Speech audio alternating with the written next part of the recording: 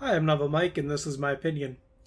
So E3 has come and gone, and it's been about a week since all the press conference ended. So I wanted to give like a final wrap-up video, talking about things I didn't cover, and just give my overall thoughts now that E3 is officially over. So I think the biggest problem that this E3 had really was leaks.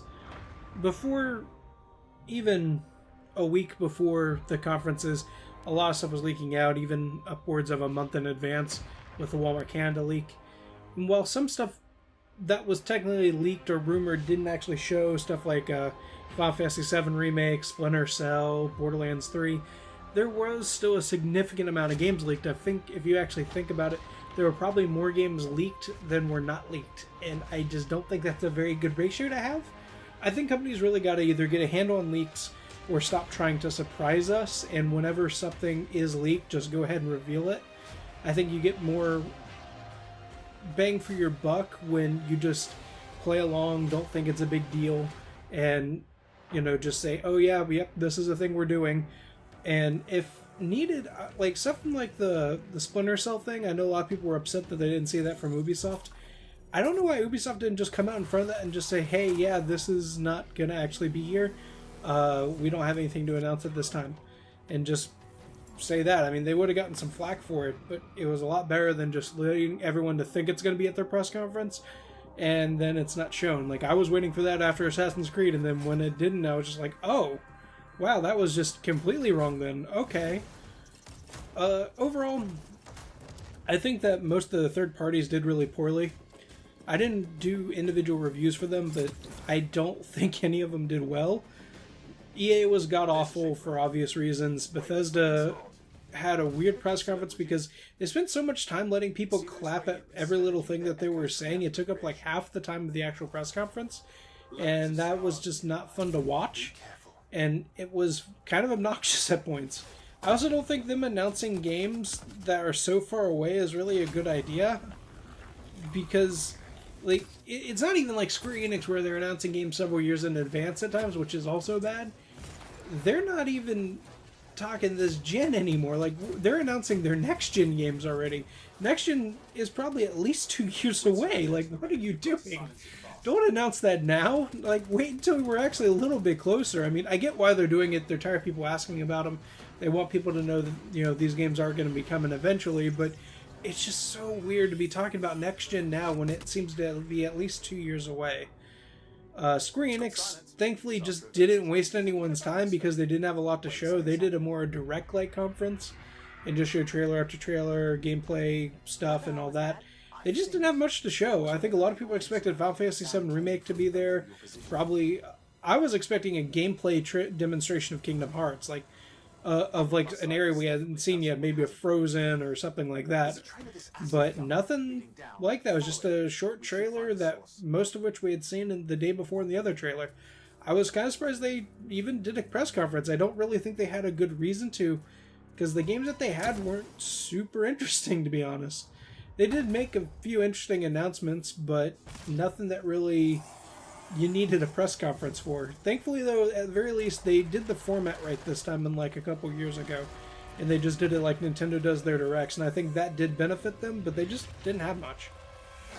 And then Ubisoft wasn't terrible, but at the same time, like, it wasn't really good either. It felt very by the numbers. New Assassin's Creed, new Division, more sequels, more games that we are supporting as a service. No real big surprises or anything.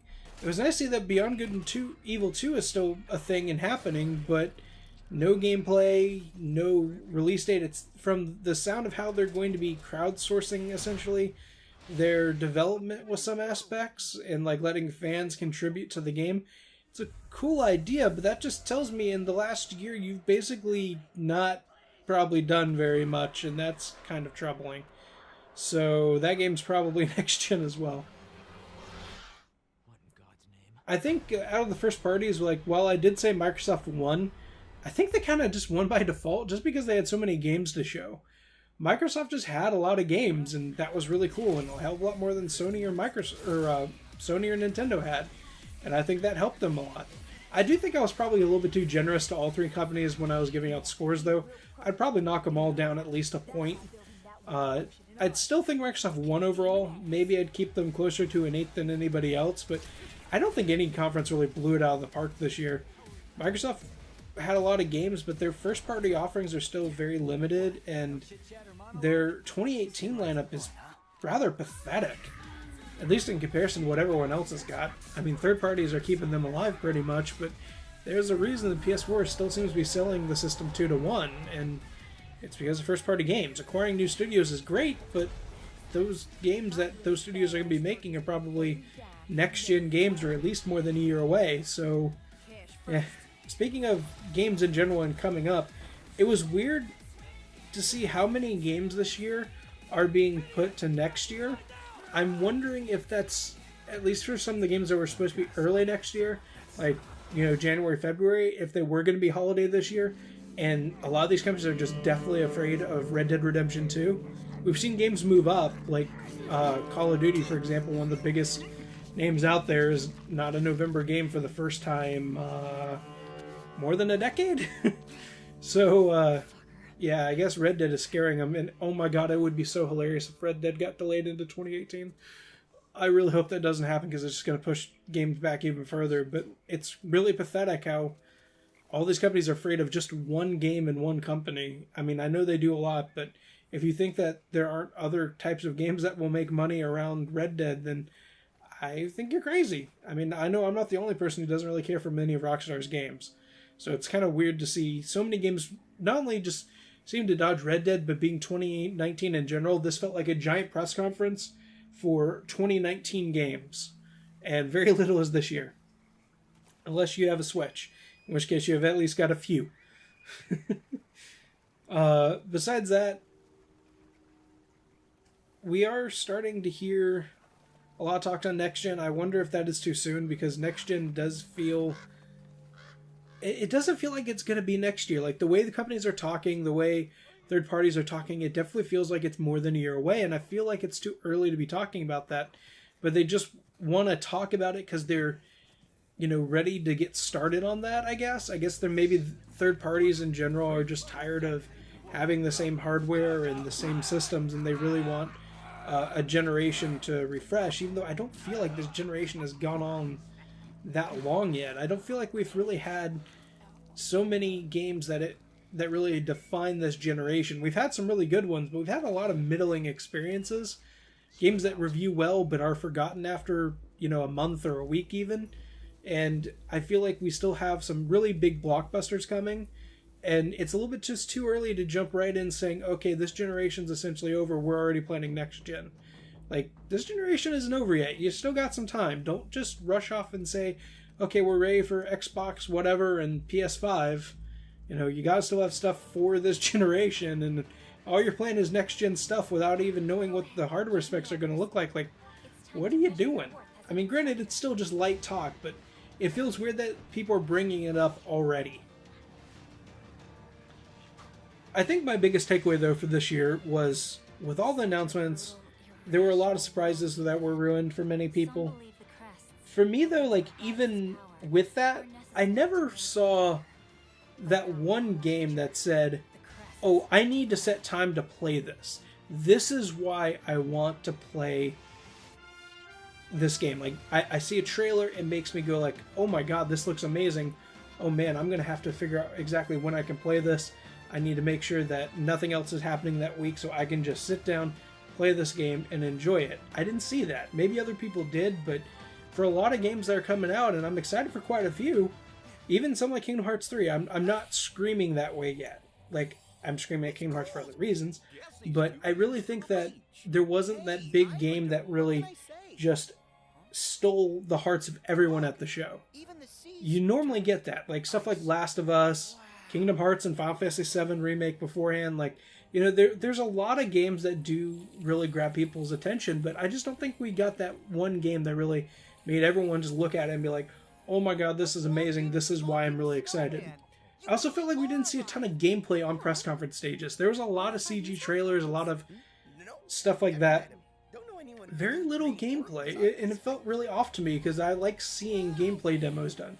Yeah, sure, they mess up sometimes, but that makes it real. That makes it feel like someone's actually playing it, not just a scripted sequence where everything goes perfectly and you have the stupid gamer chat like Anthem had. Ugh, that shit just needs to stop. So anyway, that's my opinion. That's all I got to say for E3. I think it was a good E3. Like, despite the problems I'm talking about and the things I think that can be improved next time, I think that in general it was a fun E3. There were a lot of shadow drops, which I think was excellent. I love seeing stuff get announced and it's immediately available or playable. Stuff like Fortnite for Switch, Hollow Knight. There were a ton of demos that were, well, not a ton. There were a couple demos that were done that way. New services, stuff like that. Like, that stuff is really cool. I want to see more of that.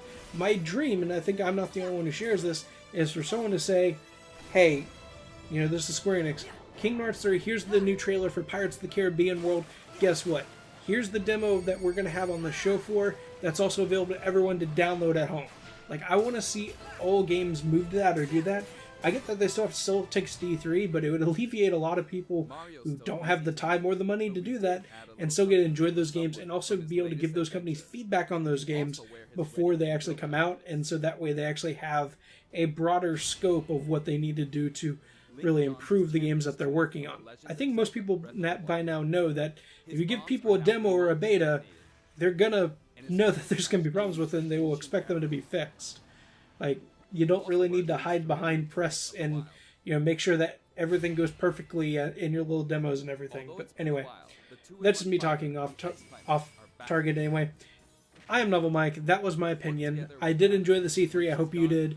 I hope you enjoyed my coverage of it, and I will keep trying to do more and build more as time goes on. Thursday, I will be doing a video for one of the demos that came out. Shining Resonance Refrain put out a demo. I wanted to cover that. And I will see you then. Hope you guys enjoy that, and I'll see you next time.